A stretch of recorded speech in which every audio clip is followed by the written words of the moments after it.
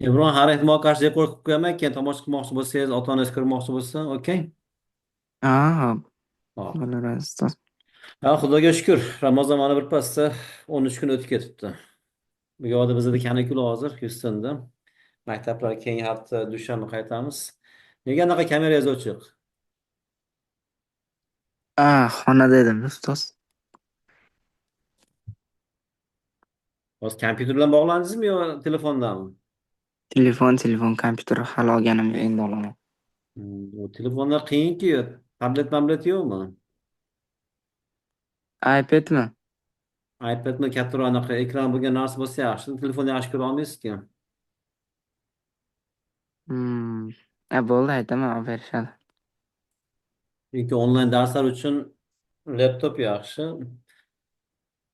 Laptop olmoqchi bo'lsangiz sizga asos olishni tavsiya qilaman yoki farqi yo'qki endi katta ekran bo'lsa stolni ichiga qo'yib o'rningizga daftar qo'yib kalkulyator qo'yib yozib nima qilsangiz yaxshi bo'ladi. Telefonda qiyin, ya'ni unda efficiency ya'ni samarasi yaxshi bo'lmaydi. Hop. Hop. Sizga anaqa yuborgan savollaringizni ko'rdim. U maktabda hozir o'sha 4-unitdamiz, ya'ni unitda nimasi yo'qku. Linear equations in two variables or linear functions. Ular o'tib Hmm. o'tdilarmi yoki odatda u dekabr tugash kerakku deymi? Yo'q, hozir bularda o'tyapti bolalar. Endi men ham ustozga qarayapman, ham ustoz yechib yuboryapti, gapiryapti, men eshitishni ham bilmay qolyapman. Haligi tushunmay qolyapman darslarga. Hmm. Tushunyapman, haligi bunday bo'lyapti-da.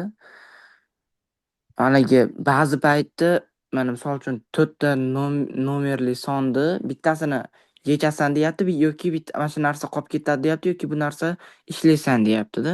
Ha. Tushunmay qolyapman ba'zida. Bu tushunmaganingiz matematikadagi tufaylimi yoki bo'lmasam inglizcangiz yaxshi bo'lmagani uchunmi? U matematikani tushunamda. Hmm. Tushunarli. Hozir.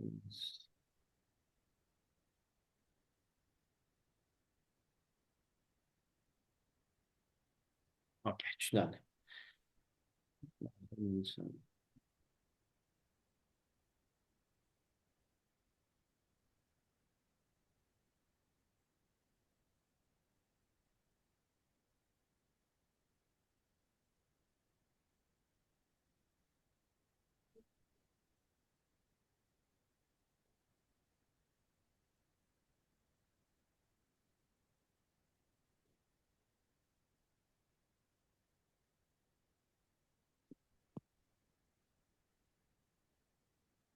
Unda Abror boshladik bo'lmasam. Mhm. Hozir sizni asosiy maqsadingizni bilib olishim kerak, ya'ni dars qilishmi yoki bo'lmasam savollar yechib berishmi? Chunki bu tema linear equations and linear functions. Taxminan bir 8-10 soat dars oladigan anaqa vaqt oladigan tema. Agar Hmm. bahsni o'rganish bo'lsa, boshdan boshlashim kerak yoki bo'lmasam oldin bir savol yechish kerak bo'lsa, uni qilishimiz kerak. Hop. Ustoz ovozingiz kelmay qoldi.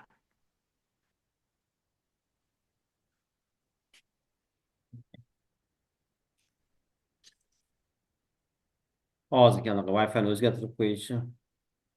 Bo'ldi, keldi. Odatda bunaqa bo'lmaydi. Nimaga AT&T'ga nimadir bo'ldimi? Degan bir ikkita darsda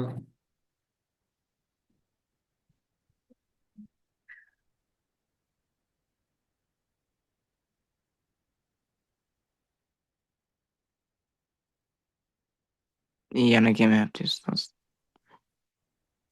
yo hozir hali gapirganim yo'q hozir. Yo'q, hozir kelmayapti. Umuman, alo,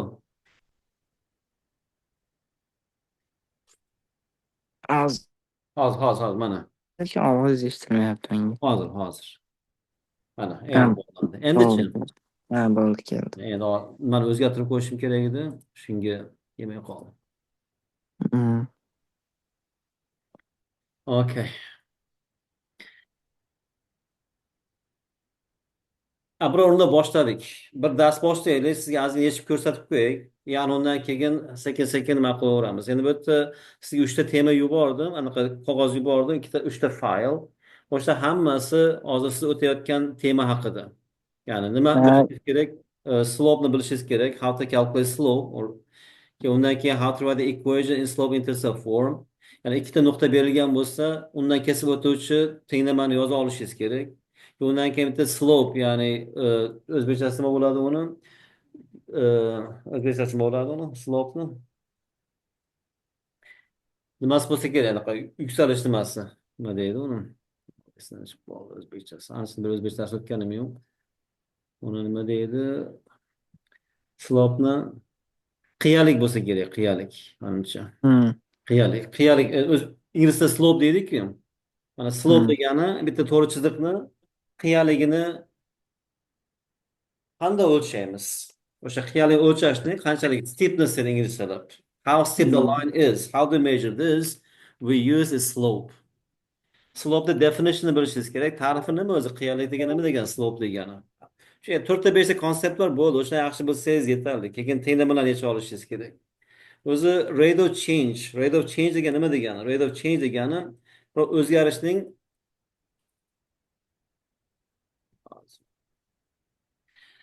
misol moshdan tezligi, to'g'rimi? Dollar kursi, shunga o'xshagan narsa hammasi rate problems matematikada. Rate degani o'zi nima degani? Rate degani ikkita farqli kattalikni qiyoslash degani. To'g'rimi? Misol uchun hmm, $1 11,000 so'm. Bu ham rate problem. So that means that actually if you want to change this, exchange the money, $1 is equivalent to 11,000 so'm. Ya'ni $1 11,000 so'm almashtirasiz. Har bitta dollar misol $2 bo'lsa, 2 ko'paytirgan $11,000, to'g'rimi? Yoki hmm, bo'lmasam meni mashinam 65 mayl tezlikda harakatlanyapti desangiz, bu degani nima degani? Bu degani har soatda, misol uchun birinchi soatda 2 soatga o'tsangiz, soat agar nimasi 1 soat o'zgarsa, sizning tezligingiz 65 maylga o'zgaradi degani. Ya bu ham rate problemlar. Hammasi rate problem. Ingliz tilida rate problems deyiladi. Ya'ni nima degani? Ikkita kattalikni taqqoslash, qiyoslash. So, in the rate of change desa nima bo'ladi? Rate of change degani it's a ratio. A ratio. Ratio degani nima degani? Kasr degani, yani nisbat degani. A ratio mhm, that shows how one variable degani o'zgaruvchi degani. Variable changes with respect to another. Okay. Ya bu chunki temamiz mash haqida. Hamma nima deydi? Har bitta savol bunga aloqali, rate of change. Bu rate of change biz slope deymiz. Ya'ni misol uchun aytdik, eng oddiy misol tezlik. Tezlik oladigan bo'lsangiz, vaqt o'zgarishi bilan sizni masofangiz qanday o'zgarib boradi? Mana bu rate problem. Agar buni hmm, hisoblaydigan bo'lsangiz, agar meni vaqtim misol uchun 3 soatda 5 mayl yurdim desangiz, so what is the rate of change here? It is 5/3 miles per hour. Bu degani har hmm, bitta soatda sizni masofangiz 5/3 nimada mayl o'zgarib boryapti. hmm. Endi hozir bu nimasi definitioni on a linear graph. Linear graph nima degani? Chiziqli ana grafikada. To'g'ri chiziq degani. To'g'rimi? To'g'ri chiziqda degani on a linear graph, to'g'ri chiziqda this is called the slope. Ya'ni buni to'g'ri chiziqda biz slope deymiz. Mana bu to'g'ri chiziq berilgan bo'lsa slope. Okay. Mhm, What is the rate of change of this? Bu degani mana ikkita nuqta olsangiz, mana belgilab qo'yay. Bu nuqta A bo'lsin. Point A, point B, point C. To'g'rimi? Misol uchun siz bu yerda yurib boryapsiz. Mana vaqt bo'lsin, biror narsa bo'lsin, o'zgaryapti. Bu nuqtadan bu nuqtaga kelsangiz, u qanchalik o'zgardi? Odatda bu o'zgarish, vertikal o'zgarishni delta y bilan belgilasak, horizontal o'zgarish delta x bilan o'zgarsak, bu vaqt o'zgarishi-ku, hmm, masofani o'zgarishi. Bu ratio dedik-ya, ratio. Mana shu ratioga y delta y over delta x. Bunga ism beramiz, buni m deb belgilab olamiz. Mana shu narsa rate of change deyiladi. Misol hmm, uchun taksiga o'tirsangiz nima deydi? Aytadiki, har bitta mil masofaga $5 olaman. Bu degani nima degani? That means that the rate of change. right, is $5. Yani bitta mile masofa bosib o'tsangiz $5. Yana bitta mile, yana $5 to'lashingiz kerak. O'sha rate bo'ladi. Hmm. And again, slope is written as a ratio, right? So slope is written as a ratio. O'zbekda ratio degani nisbat degani. Ratio degani ratio of two numbers, A to B, or A to B, A to B, A to B, yoki A over B. Bular hammasi equivalent nimalar, ifodalar. A to B, A to B, A over B, they mean the same thing. Mhm. Okay, so slope is written as a ratio. More delta y over delta x deb yozdik-ku. Mhm. Ratio of the vertical change. Vertical change nima deymiz? Vertical change biz rise deymiz. Buni o'tdinglarmi maktabda? Rise over run. Na o'sha raisda tepadagi nomer chiqadi, randa pastdagi nomer yuriladi. Horizontal change run. Bu degani misol uchun aytdikki mana bu to'rt chiziqqa qarasangiz, shuncha masofa yugurish uchun yugursangiz, shuncha masofa ko'tarilishingiz kerak. Bu to'g'ri chiziqda qolish uchun, chiqib ketmasligi uchun. Mhm. O'shani nisbati nima deyiladi? Slope deyiladi. Yana misol yuguradigan bo'lsangiz, yuguryapman, mana shuncha masofa yuguradigan bo'lsam, yana to'g'ri chiziq qolish uchun shuncha masofa ko'tarilishim kerak. Rising ko'tarilish degani. Mhm. So Mhm. this remains o'zgarmas bo'lib qoladi, constant. Chunki to'g'ri chiziq bo'lgani uchun uni anaqa nima deydi, qiyinchiligi bir xilga o'zgarmaydi. O'shanga constant o'zgarmas. Constantligi o'zgarmas for any two points on the same line. So slope is written as a fraction. Bular basic vocabulary, Imron. Bularni bilmasa hozir men dars o'tadigan bo'lsam tushunmaysiz. Hozir shuni bilib olishimiz kerak. Ratio deganda nima demoqchiman? Slope deganda nima demoqchiman? Rise over run deganda nima demoqchiman? Constant deganda nima demoqchiman? So slope is written as a fraction. Mhm. Buni kasr shaklida yozamiz. Nimaga kasr shaklida yozamiz, Ibron? Chunki o tepadagi qism mana y ni qancha o'zgarayotganini ko'rsatadi. Va pastdagi qism ya'ni rise. Pastdagi qism misol uchun yana nimadan misol keltiraylik? Misol uchun masofa vaqt bo'ladigan bo'lsa, tepasi masofangiz qanchalik o'zgarayotganini ko'rsatadi. Pasti bo'lsa, vaqt qanday o'zgarayotganini ko'rsatadi. Biz Mhm. ikkalasini taqqoslayapmizki, qiyoslayapmiz. Fraction in nima bo'ladi? Simplest form. Har doim buni eng sodda ko'rinishda yozishimiz kerak. And variable for slope. Yani qaysi o'zgaruvchini ishlatamiz bu slope uchun? M, to'g'rimi? Odatda M ishlatiladi. Mhm. Tushunarlimi? Mana demak ratio slope haqida ozgina tushuncha hosil bo'ldi. Ya'ni ingliz tilida aytganda nima deymiz? Slope is a measurement of, or we use slope to measure the steepness of a line. O'zbekchada aytganda biror chiziqni qanchalik nima dedim o'zbekchasi, yana esdan chiqib qoldi. Shu o'zbekcha matematika o'qiganmisiz? Yo'q. Yani, çünkü o'zbekchasini o'qimagan bo'lsangiz baribir tushunmaysiz. O'zbekcha qiyalik deyilar ekan. Yani anchadan beri o'zbek tilida dars o'tmaganim uchun. Chunki definitionni menimcha inglizcha o'rganib tushungan yaxshiroq. Qiyalik desam, men o'zim ham eslolmadim. Maktabda shunaqa qiyalik o'qiganmizmi bilmadim. Matematikani Toshkentda ingliz tilida o'qiganman. Shuning uchun mayli. Xullas, Emron slope haqida hozir fokuslanaylik, tamam. Slope degani the rate of change. How do we calculate slope? It is the ratio of the difference of y, that is rise over run. And Mhm. types of slope. Ya'ni qiyalikda qanaqa bo'lishi mumkin? Bu misol uchun yo'llar faraz qilsangiz, tog'da yurgan bo'lsangiz, ko'tarilib ketayotgan tog' bo'lishi mumkin, to'g'rimi? It is positive.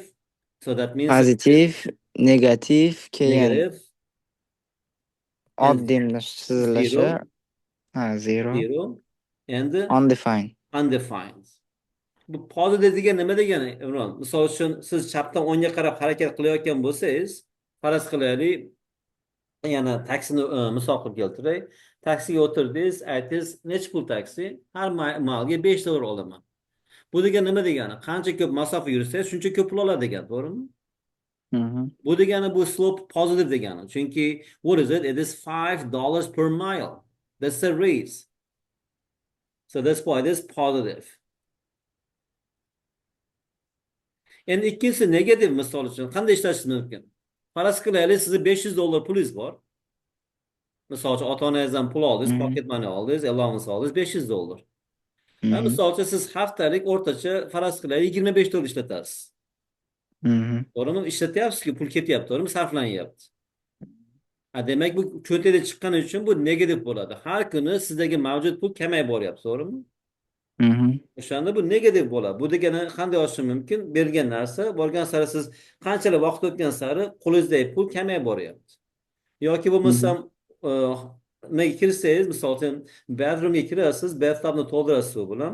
To'g'rimi? Tagini ochib qo'ysangiz, masalan, teshigini, suv kamayib boradi, to'g'rimi? Bunda ham slope negativ, chunki suv kamayib boryapti. Tushunarlimi? Ya'ni nima demoqchimiz o'zi negativ deganda? Endi bu horizontal deganda ba'zi narsa umuman o'zgarmaydi. Har kuni sizdagi pul misol uchun $500 umuman ishlatmasangiz nima bo'ladi? Har kuni $500 turadi, to'g'rimi? Mhm. Yani unda siz slope'ingiz, ya'ni rate of change o'zgarmayapti. Zero. Lekin bir kun kelib turib, misol uchun hamma pul ishlatib yuboradigan bo'lsangiz, bu juda ham nima narsa?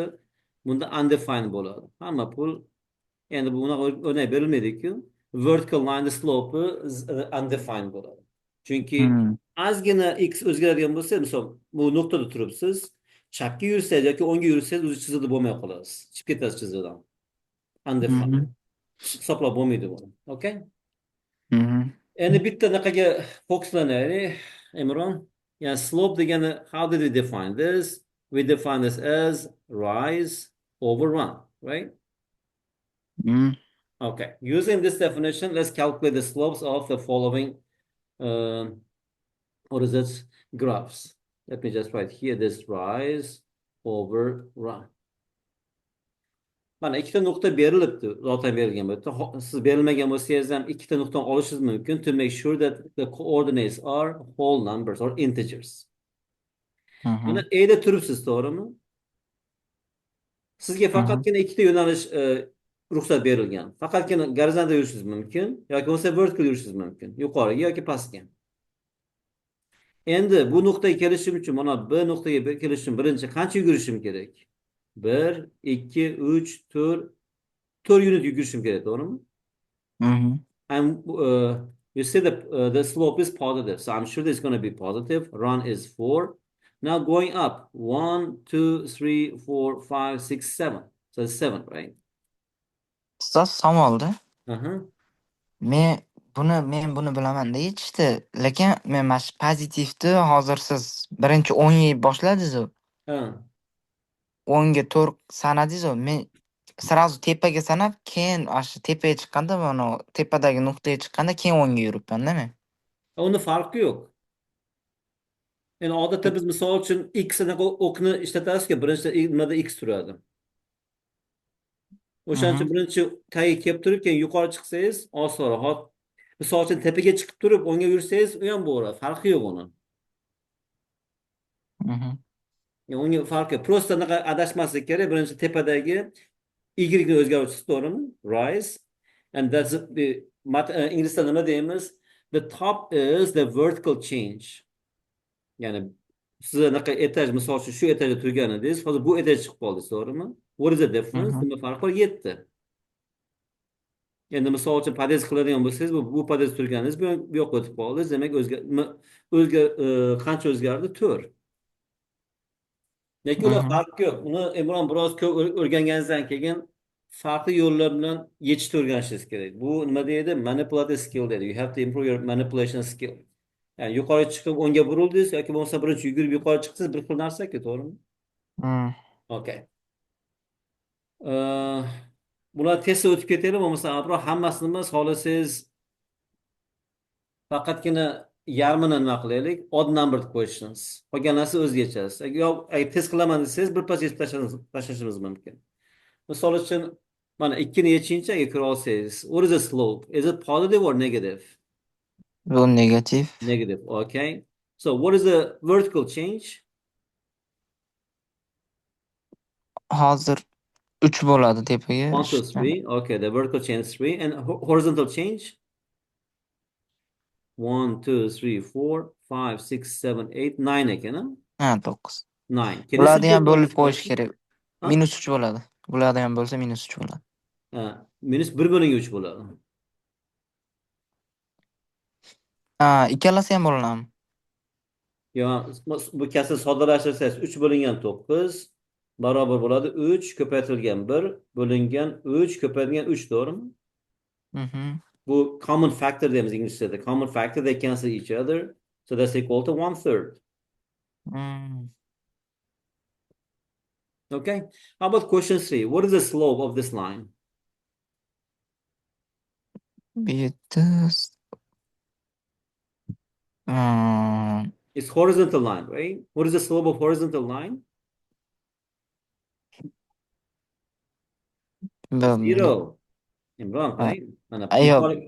ko'tarilayotgan Mhm. bo'lsa positive, pastga tushayotgan bo'lsa negative, bunaqa horizontal line bo'lsa zero, vertical line undefined, right? Mhm. Eslasizmi? Yo'q, bu yerda zero buni bilib turibman. Hozir men buni qaysidan boshlanishini bilmayapman-da. Nimani qaysidan boshlanishi? -4 shekilli. O'sha yerda. Ha, formula yozaman desangiz, tepada misol uchun bu 1 ko'ryapsizmi? 1. Yo'q, Mhm. negative 1, to'g'rimi? Hmm. Negative 1. Negative 1 minus negative 1, to'g'rimi? Hmm. Chunki man y coordinates, ya'ni y coordinates are not changing. And x coordinates, this one is negative 1, this one is 3, right? Hmm. So negative 1 minus 3. And negative 1 minus negative 1 is 0. So that's why it's equal to 0. Lekin -1 -1 bu plus bo'lib bo'lmaydimi ustoz? Yeah, negative 1 Mhm. minus negative 1, to'g'rimi? Hmm. Negative 1. Ya matematikada buni inverse operation deymiz. What is a plus negative a? That's equal to 0.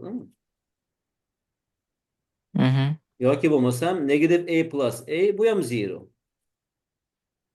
Ya bitta sonni o'zidan ayirsangiz nima bo'ladi? 0 bo'ladi ekan. Mhm. Yani minus 1 minus minus is plus 1. Negative 1 plus 1 is 0, right? Mhm. Pastdagisi -1. U to'g'ri bo'ladi. 0 har qanday songa bo'lsangiz 0-ku. Mhm. Tepasi 0 bo'lgandan keyin pastini hisoblash ham shart emas. Ya'ni agar 0 emasligini bilsam, hisoblash shart emas. Chunki 0 bo'lingan har qanday son 0 ga teng. Mhm. Bu agar yechimini ko'rsatgin desa, bunday qilib yechasiz. Bo'lmasam, odatda misol horizontal line bilamiz, srazi slope equals 0 deb yozsangiz bo'ladi. Vertical line bo'lsa, bilaman, misol ko'rsatib berish mumkin, misol yechim ko'rsatib bersa, lekin misol nuqta berilibdiki, mana bu nuqtani koordinati nima bo'ladi? 2 1, to'g'rimi? Buniki bo'lsa 2 1 2 3 4 negative 4. To'g'rimi? At the top we have negative 4 minus 1. At the bottom 2 minus 2, to'g'rimi? Mhm. So that's equal to what is it? Negative 5 over 0. Bu ham javob 0 bo'ladi. In math, no. In math, we don't have division by 0. Bu hech qaysi son 0 ga bo'lib bo'lmaydi. Bunday son aniqlanmagan-ku. Misol uchun 5 bo'lingan 0 nimaga teng, Imron? 5 bo'lingan 0 0. Bo'linmaydi. U 0 ga bo'lib bo'lmaydi. 0 bo'lingan 5 0 ga teng. Lekin 5 bo'lingan 0 aniqlanmagan. Unday we don't have zero division in math. Aha. Mhm. Agar unda desangiz, misol uchun faraz qilaylik 5 bo'lingan 0, to'g'rimi? Nima dedingiz? 0 dedingizmi? Hmm. 0 bo'lsa. Endi bu 0 ni o'ng tomonga olib o'tsam, 5 barobar 0 ko'paytirilgan 0 bo'ladi. 5 0 ga teng emas-ku. Hmm. Ya'ni contradiction bo'ladi. Shuning uchun bu aniqlanmagan. Unaqa we can divide any number by 0. The subdivision is undefined. That's why the slope of this line would be undefined. Mhm. Davom etamiz. Endi bildingiz, sal tezroq ketamiz. M, the slope is positive or negative? Pozitiv. Positive. Okay. What is rise? 1, 2, 3, 4, 5, right? Ha, 5 ekan. 5. Run. 3. 3. Okay. 6. Is it positive or negative? Negativ. Negative. Okay. Fraction line at the top. What is rise?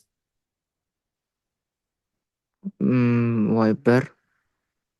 3 doğru mu? Rise. Mm, 1, 2, 3 doğru mu? mm, And run, it is 1. So if you simplify this, that is negative 3. mhm. 7.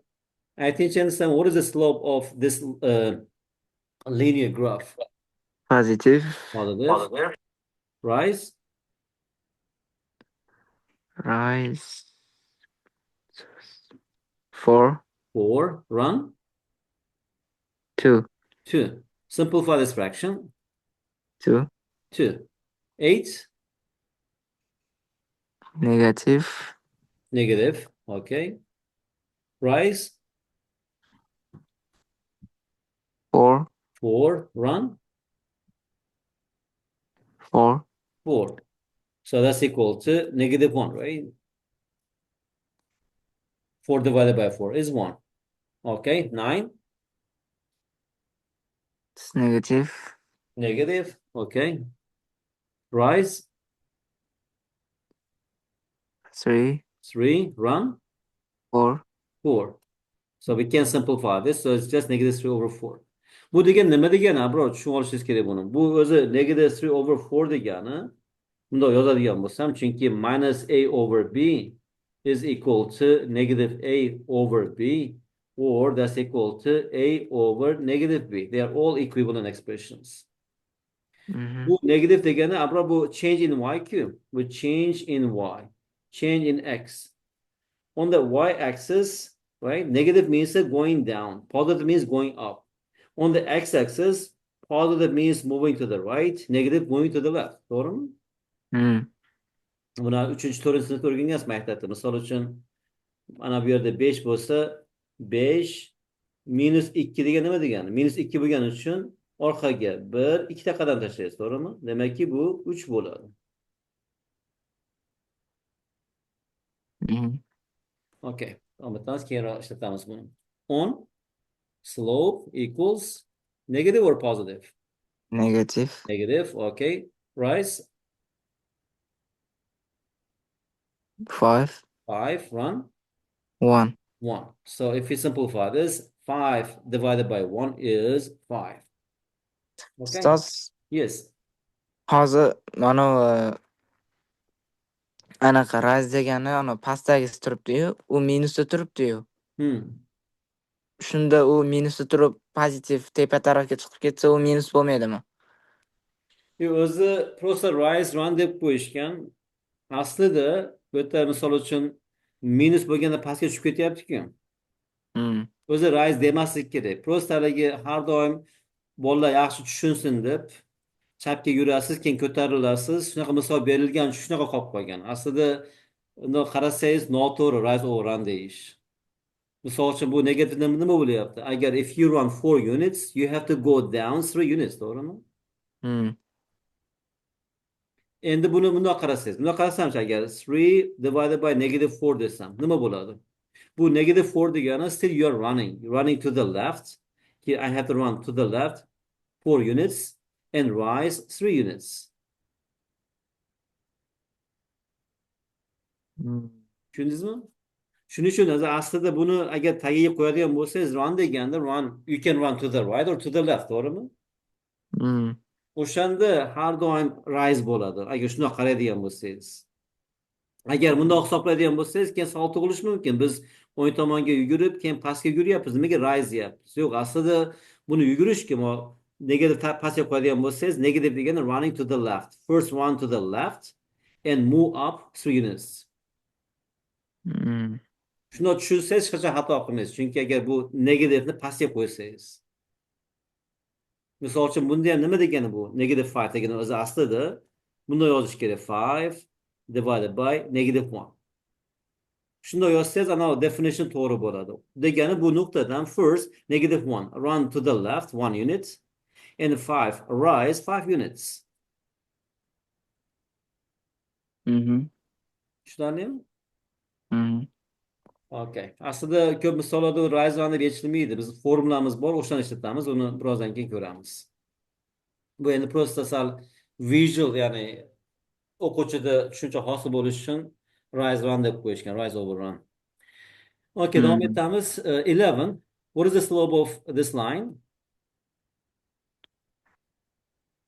Mm, 3. Undefined. Vertical Ha. bo'lsa siz undefined deb ko'ring, Imron. Mhm. Horizontal line bo'lsa 0. Okay, 12. 12 positive. Positive. What is 1? 1, 2, 3, right? Yeah. And rise 2. Yeah. So 2/3. Mhm.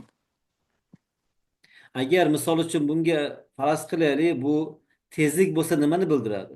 Bu degani 3 soatda 2 mayl yuraman degani. Mhm. 13 slope, So positive.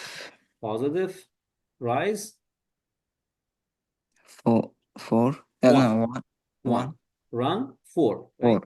Okay, 14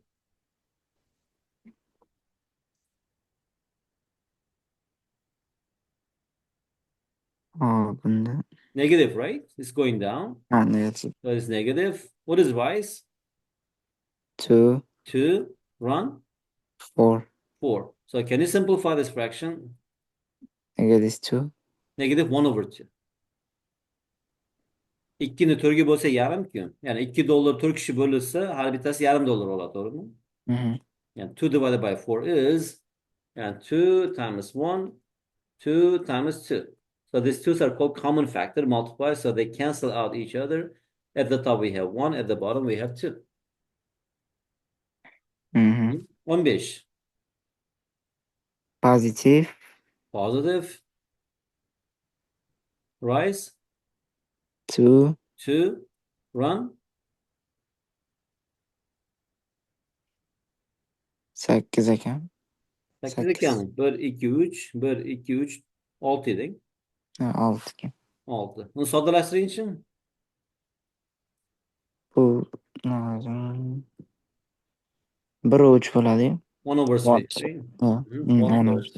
Okay. 16. What is the slope?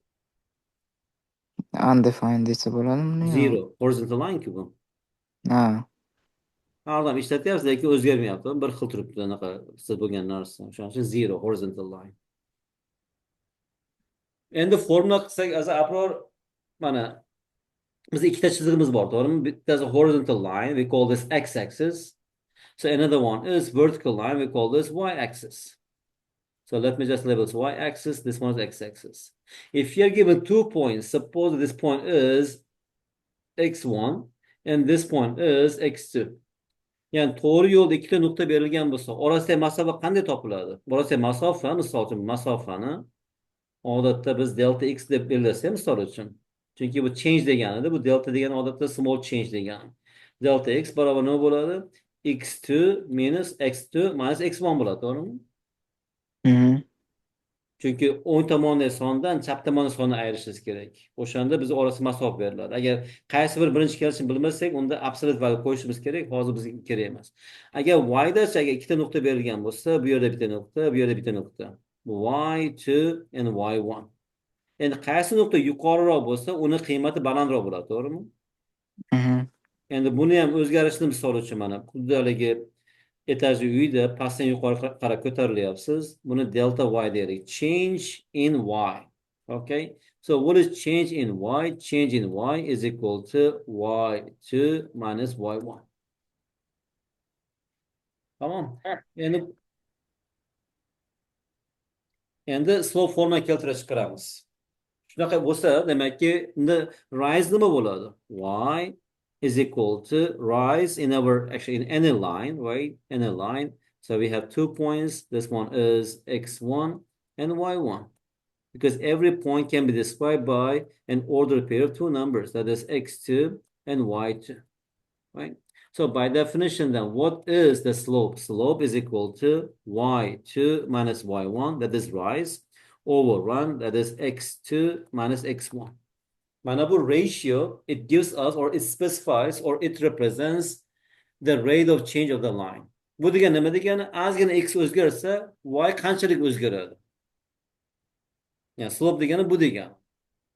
Tushunarlimi? Mhm. Okay, rate, yani rate problems. Bu rate problem Imron unaqa murakkab narsa emas, lekin juda ham nima deydi, fundamental and very important topic in math. Chunki buni 7 sinfdan ko'rdingiz, SSC 8 ham ko'rsatiladi, 9 ham ko'rsatiladi, 10 da ham ishlatasiz, 11 da ham ishlatasiz, 12 da ham ishlatasiz. Va universitetga borganda kalkulus darsi olsangiz yoki bo'lmasam differential equations olsangiz yoki bo'lmasam linear algebra olsangiz, u yerda ham ishlatiladi bu narsa. Chunki bu juda ham fundamental konsept. Mm. Shuning uchun juda ham zo'r tushunib olishingiz kerak. Buni tushunmasangiz har doim qiynalasiz. Chunki juda ham ko'p temalar bunga aloqali. Ya buni tushundim, men buni bilaman. Ya umuman bu linear function deyapman, faqat buni emas. Bu haligi Mhm. misol uchun ikkita nuqta berilgan bo'lsa, slope hisoblay olasizmi? Ikkita nuqta berilgan bo'lsa, tenglamani yoza olasizmi? Agar slope bitta nuqta berilgan bo'lsa, yoza olasizmi? Bo'ldi, boshqa narsa yo'q zaten bu yerda. Okay, unda Abror siz menga ayting, siz yozaman. Misol uchun bunday deyishingiz mumkin. Okay, the first one, find the slope between each pair of points, right? M is equal to, so that is 3 minus 1 over 4 minus 1. Simplify 2 over 3. Okay? So Mm. ayting menga, men yozaman aytganingizni. Gap bularni bilan shu m Mhm. shu equals bu yerda -2 minus qilingan 4. Ya inglizcha bo'lsa inglizcha gapirib oling, sizga yana qayta yaxshi-ku, qancha ko'p praktika qilsangiz. Ingliz tilida gapiraman ustoz. Nimaga? Bilmadim, Qanchadan beri yashaysiz Amerikada? Amerikada 1,5 yil bo'ldi. Hmm. Ha, 1,5 yilda o'rganmadingizmi inglizchani? Maktabga borsangiz darsda ingliz tilini qanday tushunasiz ularni? Yo'q, endi tushunaman, sal-pal tushunaman-da.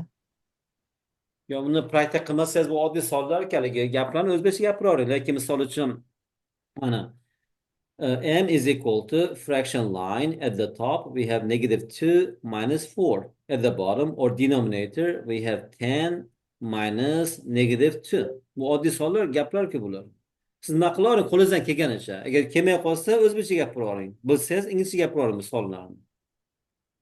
Hop. Ham inglizcha ham o'rgana olasiz. Agar xato bo'lsa to'g'rilab turaman men. Chunki Amerikada yashasangiz baribir o'rganish kerak ingliz tilini.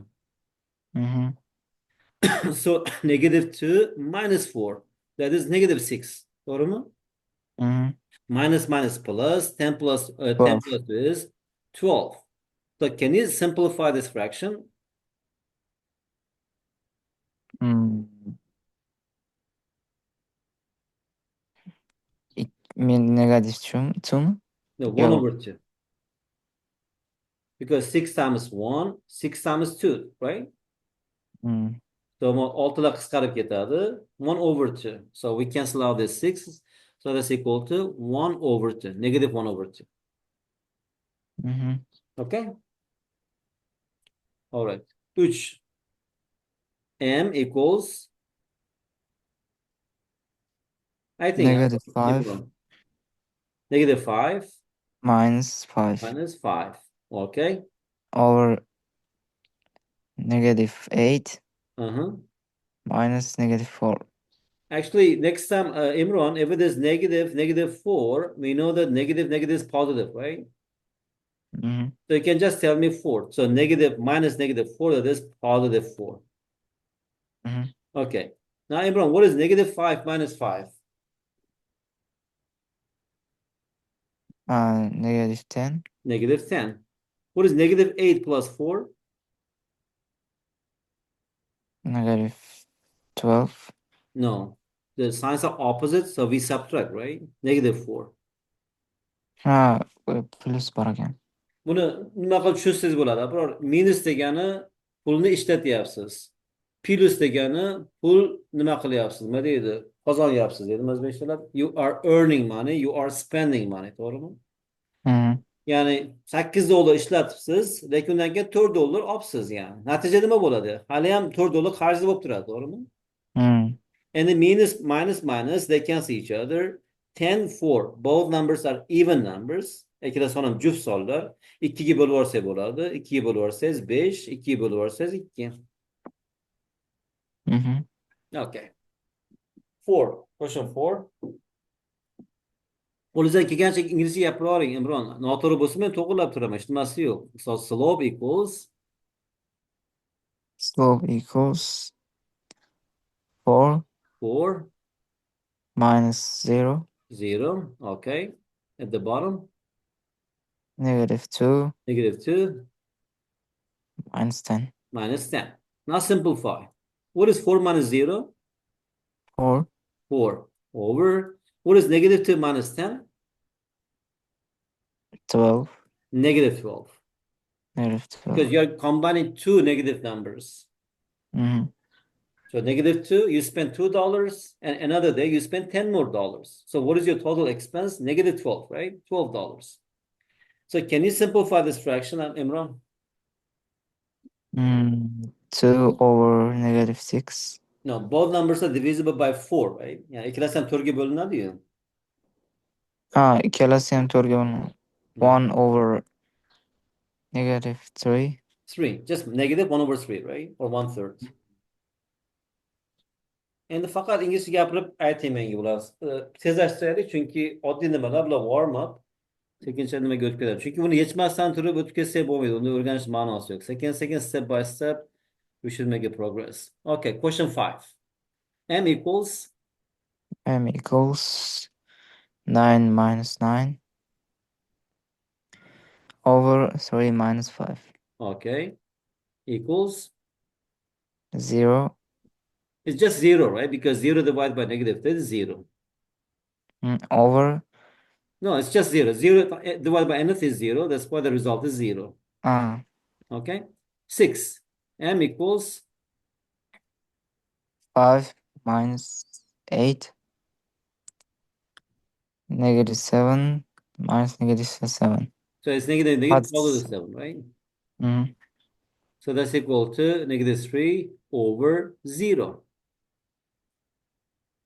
Undefined.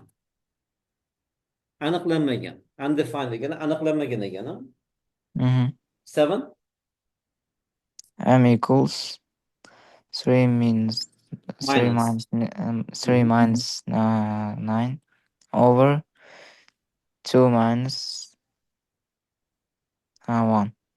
So 2 minus Negative 1. negative 1, so it's plus 1, right? Mhm. Okay, simplify, Imran. What is 3 minus 9? 6. Negative 6. Negative 6. Yani $3 bor edi, siz $9 sarflabsiz, demak $6 qarz bo'lib qolasiz, to'g'rimi? Qarzni qanday ko'rsatamiz? Minus bilan. Agar tushunchangiz pul bo'lsa, uni plyus bilan ko'rsatamiz. Demak 2 plus 1 is 3. Simplify. What is negative 6 divided by 3? Negative 2 over 1. Negative 2. Because if it's over 1, you don't have to say. Because we know that, Imran, a divided by 1 is equal to 8. Doğru Mhm. Yoki bo'lmasa 1 times a is equal to 8. Okay, 8. M equals negative 2 minus 13 over 6 minus negative 4. So minus minus is plus, right? I can write here plus. Okay. Simplify the top. What is negative 2 minus 13?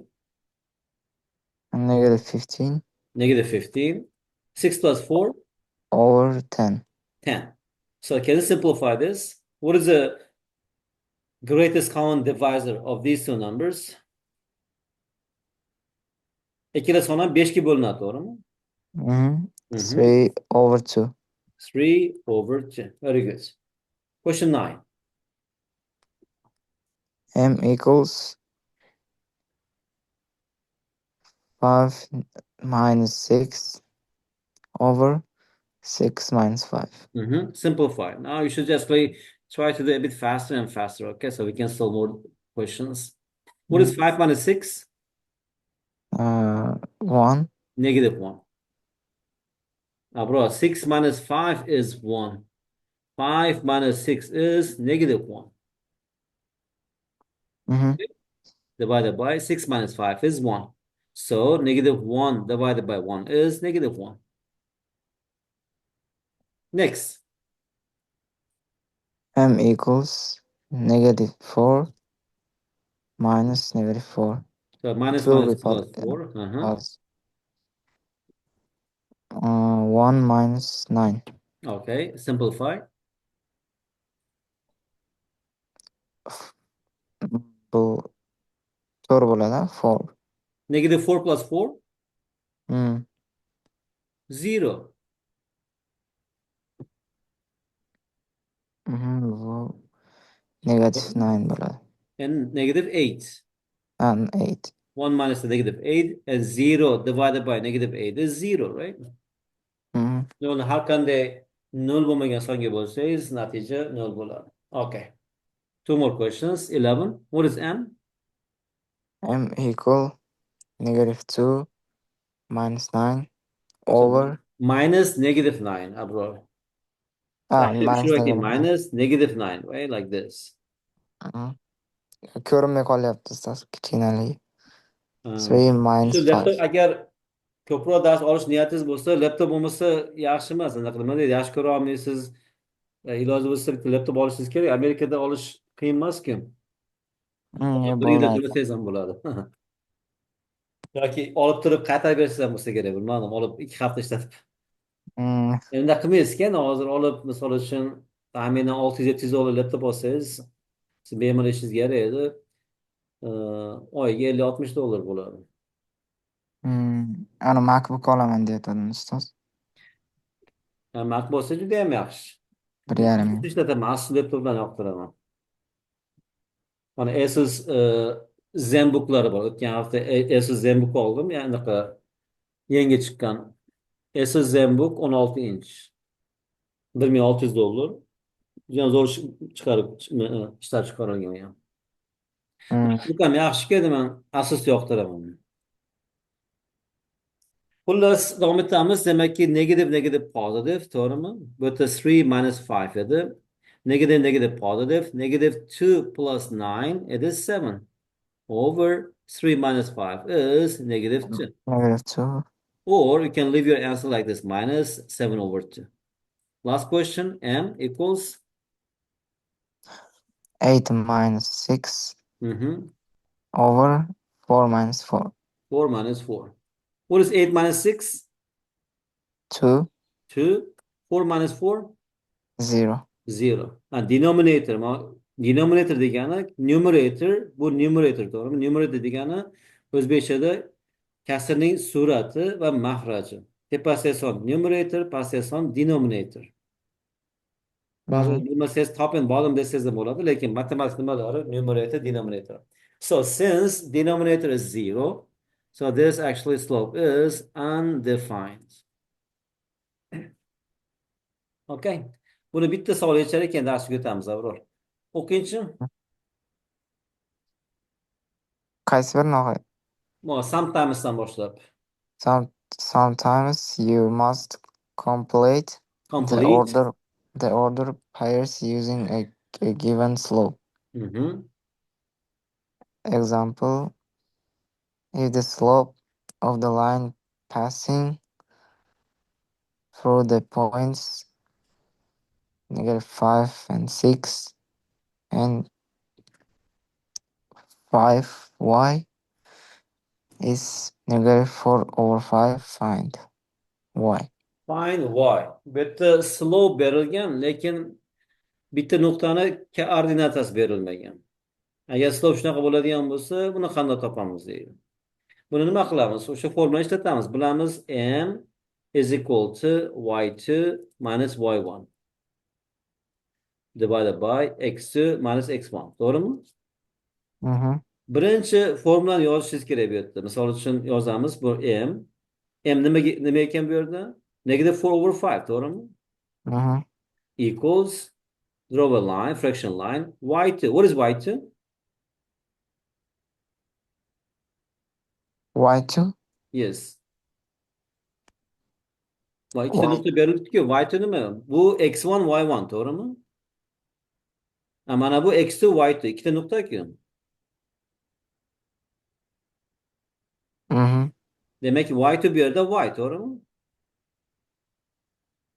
Minus x1 it is 6. I mean y1. Mhm. x2 it is 5 minus x1 is negative 5.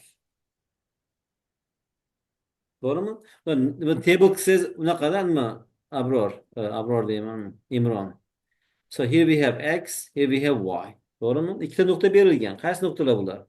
Ana x negative 5 bo'lganda y 6 ekan. Bu Mhm. x 5 bo'lganda y noma'lum ekan. Va slope berilgan ekan. Slope topishimiz kerak. And what is slope? Change in y over change in x. That is y minus 6 at the top, 5 minus negative 5 at the bottom. So that's equal to negative 4 over 5. And now how do you solve this equation? We have to use butterfly method, cross multiply. Let me rewrite this. So y minus 6 divided by minus minus plus, it is 10. On the right hand side, we have negative 4 divided by 5. Right? And cross multiply. If you cross multiply, yani y 5, y minus 6 is equal to 10 times negative 4. Open the parentheses. I have here 5y minus 30 is equal to 10 times negative 4, negative 40. Endi buni yechadigan bo'lsangiz, y barobar negative 40 plus 30, negative 10. Negative 10 divided by 5, you will get negative 2. Buni keyin sizlarga tushuntiraman. Agar nima qilsa bir urinib ko'ring. Yani bu yerda slope berilgan, bitta nuqta berilmagan, bitta nuqtani bitta koordinatasi berilmagan. Qanday nima qilamiz? Bunda Mhm. savollar so'rashdan maqsad Abror, we have to improve our manipulation skill. Yani hisobni qo'shish, ayirish, ko'paytirish, bular algebra degani. Yani bular yaxshi bilmasangiz, algebra o'rganish qiyin. Shuning uchun har savol beradiki, o'quvchi ustobi anaqa tushuna olsin, sirazi ustida amal bajara olsin. Mhm. Hozir ustoz siz bu yerda shunda shu +30 qilib 40 oldiga tushirdingiz ikkalasini yoki minus anaqa yo'q. O'sha yoki yana 5 tushirdingizmi pastiga? Haligi bo'lingan 5 qilib. Ya mana, bir minute,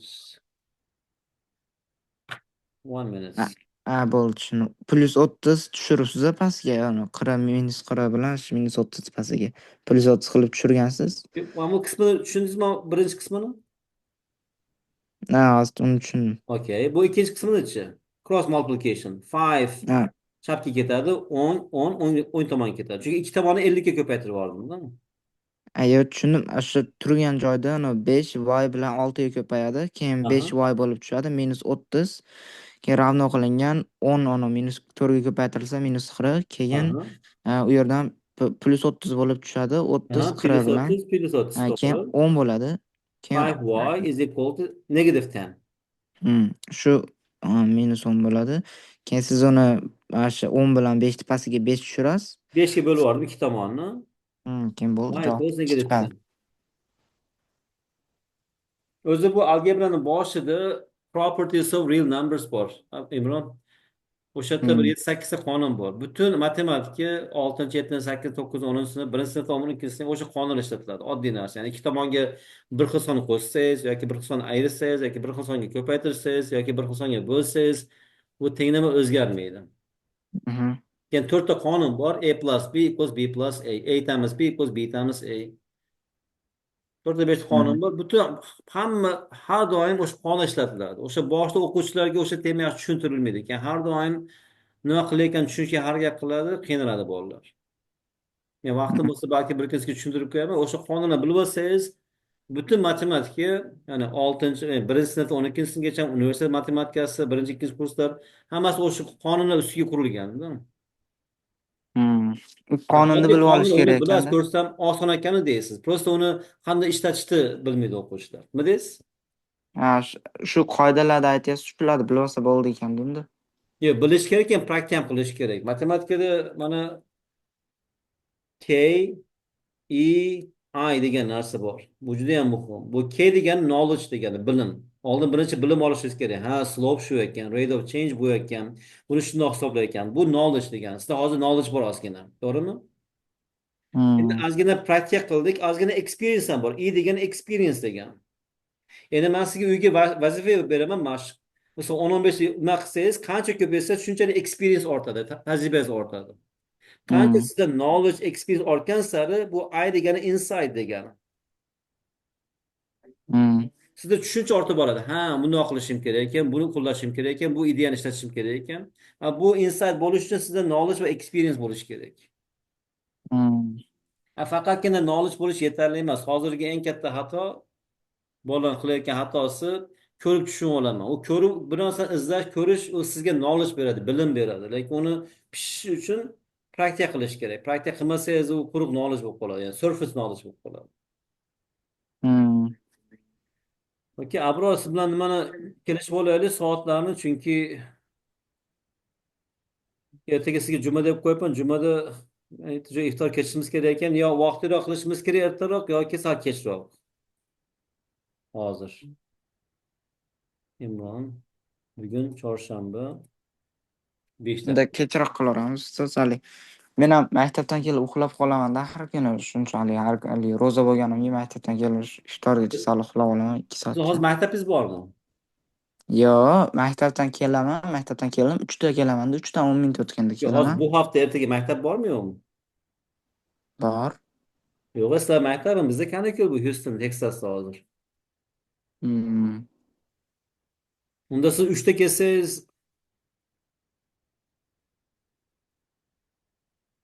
ertaga, to'g'rimi, juma kuni?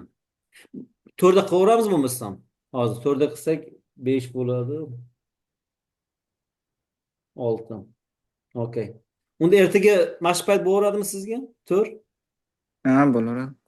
Bo'lmasam Sizlar ertaga. 4 bo'lsa, bizda 5 bo'lgan bo'ladi-da. O'shani sal ertaroq qilsak nima bo'ladi? Misol uchun sizga 5 emas 4 qilsak qanaqa bo'ladi? Dam olishingiz kerak emas ozgina.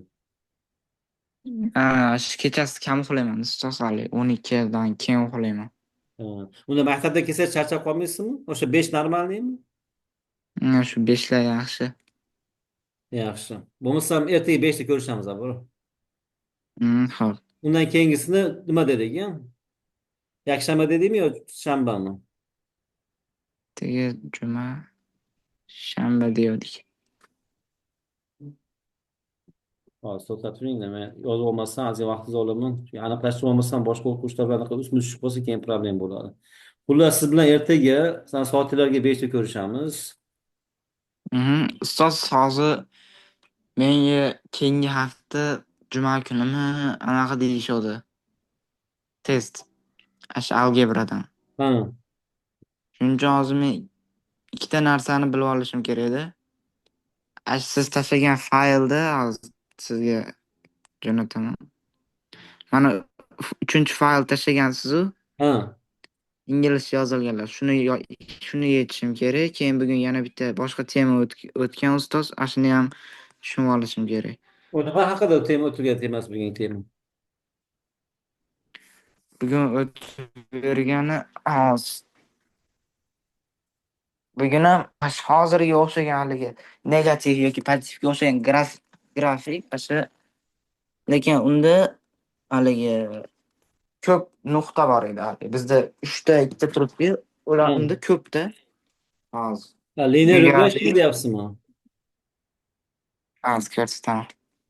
U scatter plotda u. Ko'p nuqta bo'lsa. Mana qani bitta ekranda bo'ladi. Mana. Scatter plotda bu. Mana shuni berdi homework deb. Bu bizni oxirgi qismimizda bor bu. To'g'rimi? Hmm. Bu ham juda ham oson. Uni yechish uchun shu slopni tenglamani yozishni yaxshi bilib olishingiz kerak. Hmm. Ko'ryapsizmi? Nuqtalar turibdi-ku. Hmm.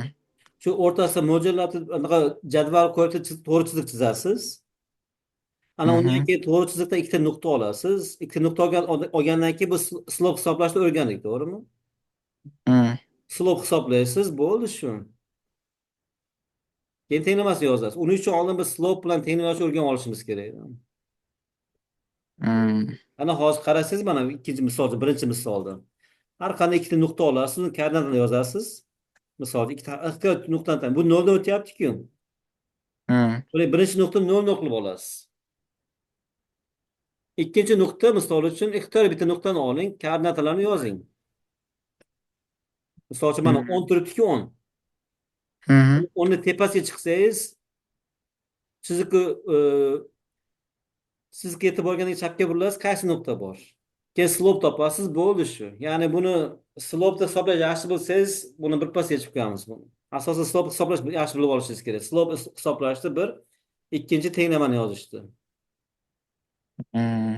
Ularni ham ko'ramiz. Sizga ikkita misol ko'rsatib qo'yaman, tushunib olasiz. Lekin bular o'sha oldin slop va tenglamani yaxshi o'rganmasangiz, bularni ham qila olmaysiz.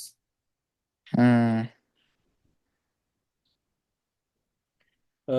Abror nima qiladi? Bo'lmasa shanba, yakshanba qilsa hamigin darsni.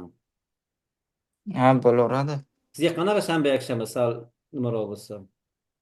Yaxshi, naоборот, menga shanba, yakshanba dam olish kunim bo'ladi. Unda nima qilaylik, Abror? Sizga shanba kuni dars qo'yaman.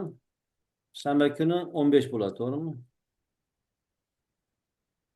Okey. Mhm. Undan keyin yakshanba kuni.